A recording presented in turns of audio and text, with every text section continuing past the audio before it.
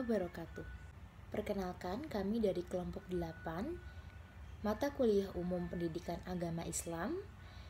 Kali ini kami akan membawakan materi yang berkaitan dengan Al-Qawaid Al-Khamsah. Dan berikut adalah anggota dari kelompok 8. Yang pertama ada Satya Putri Nur Pratama, yang kedua Putri Desi Nur Laili, yang ketiga Nafisatul Khairiyah, yang keempat Deshifa Cahya Aina, yang kelima Febri Mulya Ar-Rafi, yang keenam Saula Setia Salsabila, yang ketujuh Srido Prastio, dan yang terakhir Hesti Mutiasari.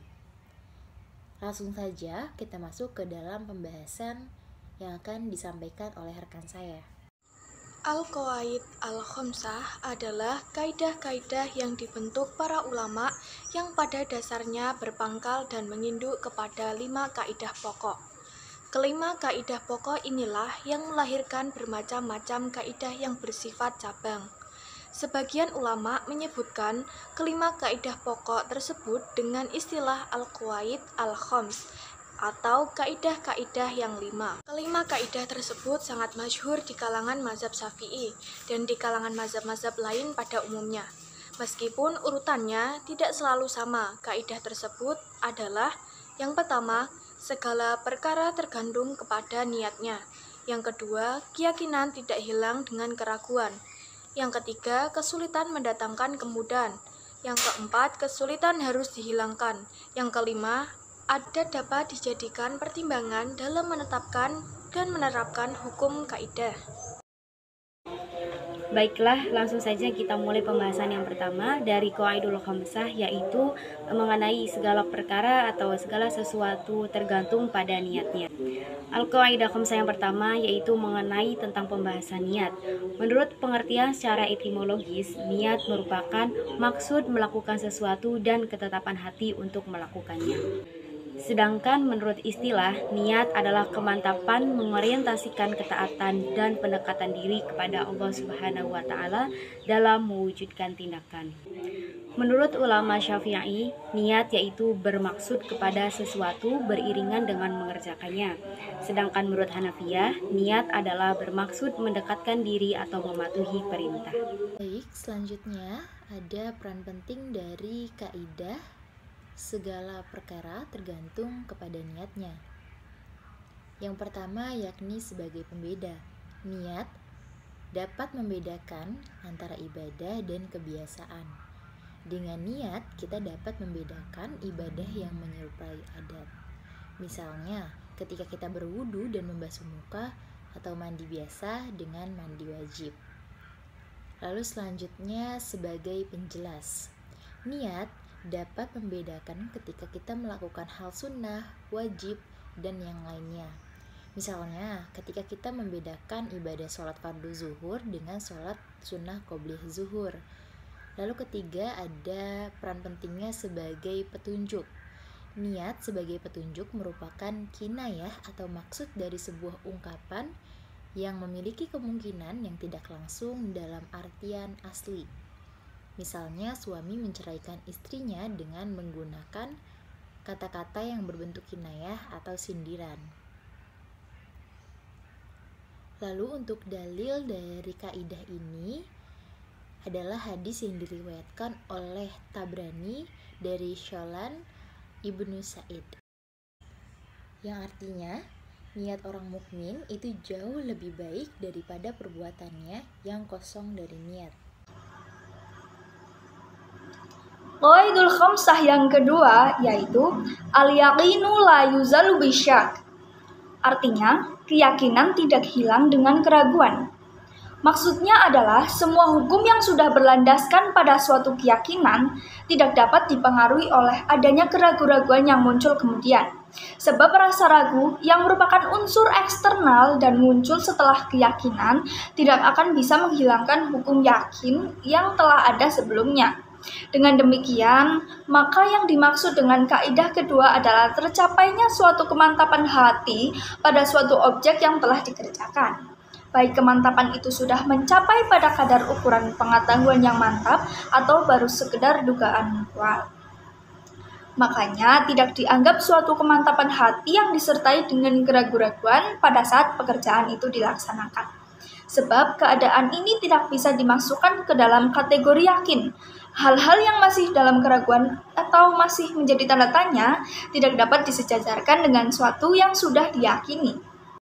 Yang ketiga, kesempitan mendatangkan kemudahan. Dasar dari pengambilan kaidah ini adalah Quran Surat Al-Baqarah ayat 185 yang berbunyi, Yuridullahu bikumul yusra wa la yuridu bikumul usra, yang artinya Allah menghendaki kemudahan bagimu dan tidak menghendaki kesukaran bagimu. Maksudnya adalah apabila terdapat kesulitan dalam suatu hal, maka akan ada kemudahan atas sesuatu yang sebelumnya baku. Dengan adanya kaidah ini, maka hadirlah rukhsah atau keringanan dalam beribadah apabila seseorang muslim mengalami kesulitan. Sebab-sebab rukhsah ada 7, yaitu yang pertama ada safar, berpergian. Yang kedua ada sakit. Yang ketiga ada ikhrah atau bisa disebut keterpaksaan. Yang keempat ada nisyan, bisa disebut lupa. Yang kelima ada jahal atau ketidaktahuan. Yang keenam ada usr atau kesulitan.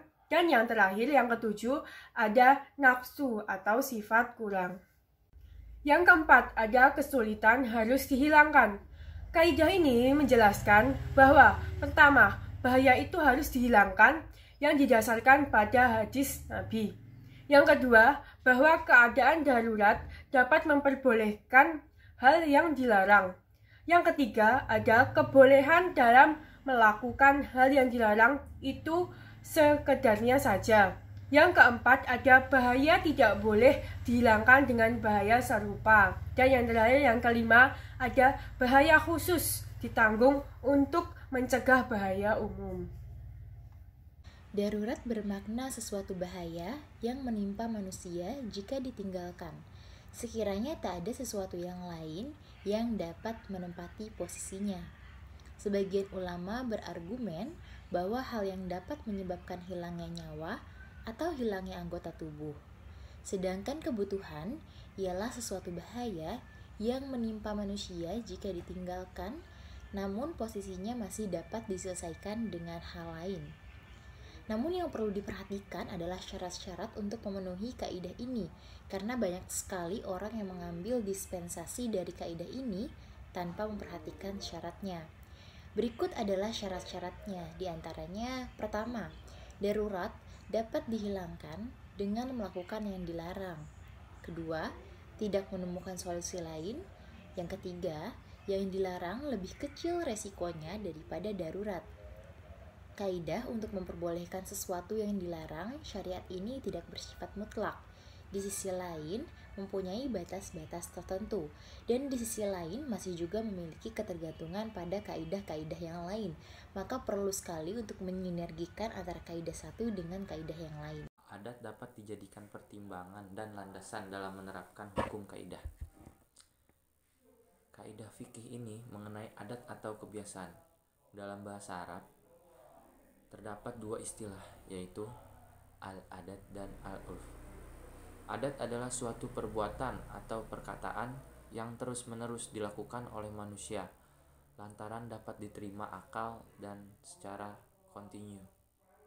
Manusia mau mengulanginya atau bisa disebut sesuatu yang baru dilakukan satu kali dengan adanya perulangan.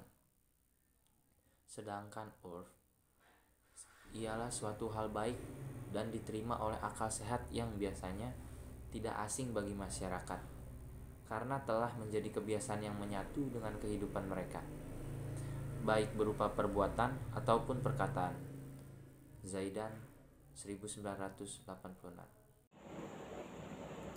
Salah satu di antara dalil yang digunakan oleh para pendukung bid'ah hasanah adalah sebuah atsar yang diakui sebagai sabda Nabi Muhammad SAW, yang artinya apa saja yang dipandang kaum muslimin merupakan kebaikan, maka ia di sisi Allah juga merupakan kebaikan, dan apa saja yang dipandang kaum muslimin merupakan keburukan, maka ia di sisi Allah juga merupakan keburukan. Hadis riwayat Ahmad. Uf ada dua macam, yaitu uf yang sahih dan uf yang fasid. Uf yang sahih adalah suatu kebiasaan manusia dan tidak menyalahi dalil syara', tidak menghalalkan yang haram dan tidak membatalkan yang wajib. Sedangkan yang fasid adalah sesuatu yang menjadi adat kebiasaan manusia tetapi menyalahi syarak, menghalalkan yang haram dan membatalkan yang wajib. Dapat diterima sebagai salah satu landasan hukum jika memenuhi syarat-syarat sebagai berikut. 1. Tidak bertentangan dengan syariah. 2. Tidak menyebabkan kemafsadahan yang tidak menghilangkan kemaslahatan. 3. Telah berlaku umum di kalangan kaum muslim. 4. Tidak berlaku dalam ibadah mahdoh. 5. Tersebut sudah masyarakat saat akan ditetapkan sebagai salah satu patokan hukum. Baik, tak terasa kita sudah di penghujung materi. Terima kasih untuk yang telah menyaksikan. Semoga ilmu ini dapat bermanfaat untuk kita semua. Mohon maaf atas segala kekurangan. Wassalamualaikum warahmatullahi wabarakatuh.